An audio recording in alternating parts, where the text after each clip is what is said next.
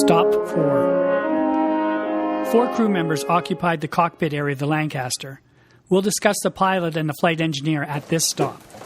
Later, when you're inside the aircraft, you'll get a good look at the wireless operator's position and be able to see where the navigator's position is. When she was flying in wartime. All these instruments are original, are they? Yeah, absolutely.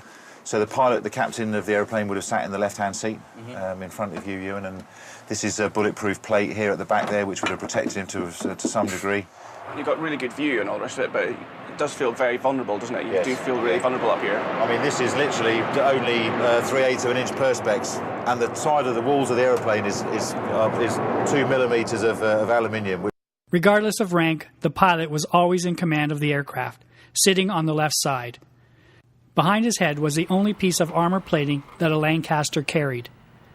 There were no co-pilots on Bomber Command aircraft. Although another crew member might have been trained to fly the aircraft straight and level, they had no formal pilot training and very rarely would try to land the aircraft.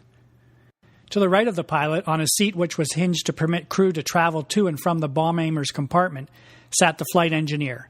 He assisted the pilot on takeoff and landing by handling the throttles.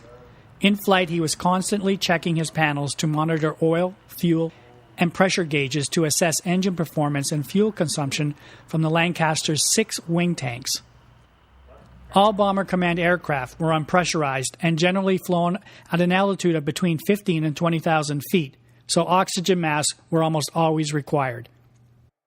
As the museum's aircraft is operational, access to the cockpit is only permitted during our special event days. You can now continue on to Stop 5.